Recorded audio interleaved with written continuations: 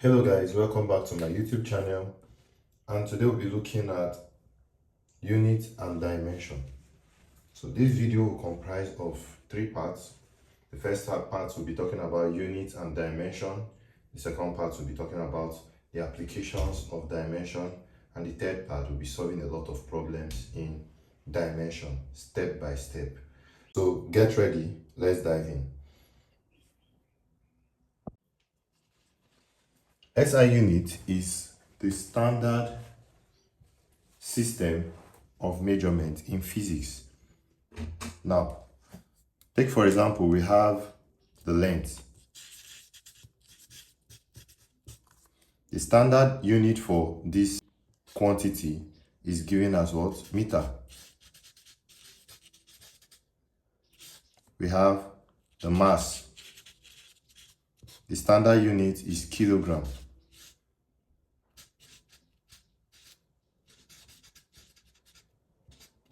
And we have the time. The standard unit is seconds.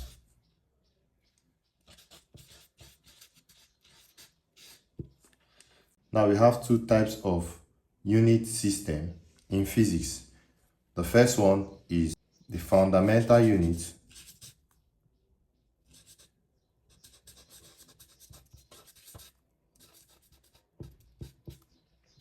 and we have the derived unit.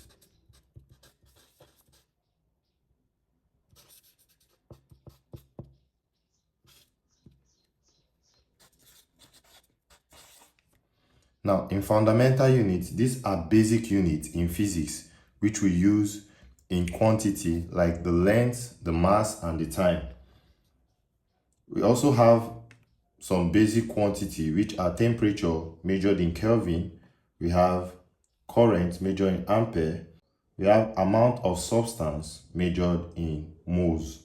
Now, we have so many basic or fundamental units. These are also known as basic units. And note, the fundamental units are also units that cannot be derived. So you can't derive this unit. They are basic, they are fundamental. Now we have the derived unit. The derived unit, this is a combination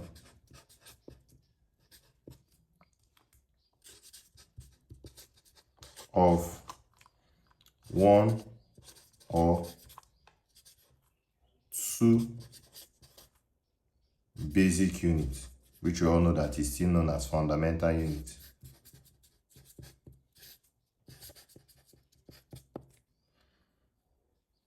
Now, in this derived unit, we also have velocity, which is measured in meter per second. You can see that in velocity, we have meter, we have second. So the combination of two or more basic or fundamental units is known as derived units. Take note of that. Now we also have acceleration, which is meter per second square. We have force, which is kilogram meter per second square, ETC. Now this is for derived units, which are the combination of two or more fundamental units. Now, still on units and dimension, let's look at dimension of physical quantity. As the name implies, dimension of physical quantity.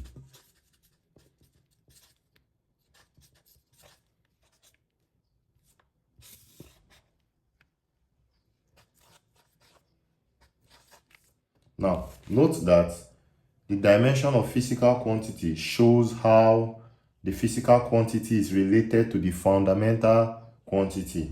What do I mean? Let's take, for example, we have mass, which is capital letter M. We have length, which is capital letter L. And we have time, which is capital letter T. The dimensional letter for these three quantities in mechanism is simply stated as M, L, T. Now, if you are doing something like L, M, T, this is wrong, or M, T, L, this is wrong. It must be accordingly mass, length, and time. Now, for mass, we all know that the unit is what? Kg. For length, we all know it is meter. And for time, we all know it is second. So we'll be working on these three physical quantity when it comes to dimension in physical quantity, or when it comes to dimension of physical quantity in mechanics. Now, what's the next thing we are going to do after knowing this? That for mass we have kilogram, for length we have meter, and for time we have second. You should know that the concept of dimension in physics and its application in science and engineering is extremely important, especially for science and engineering students. There are three applications of dimension.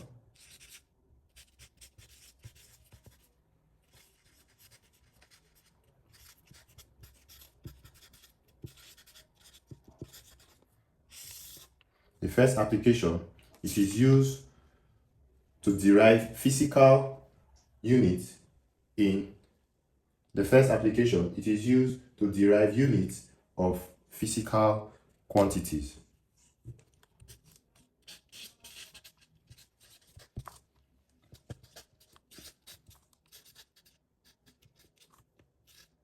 The second application, it is used to verify the correctness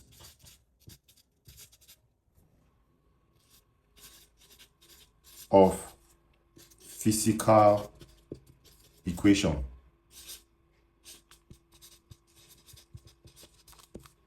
And the third application is that it is used to derive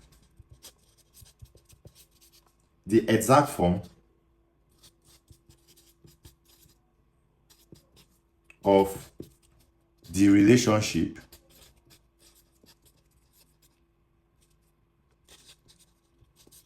between measured quantity and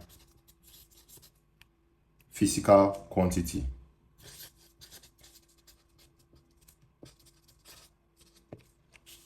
Now, this is the three applications of dimension. In our next video, we'll be talking about using these three applications in solving problems step by step.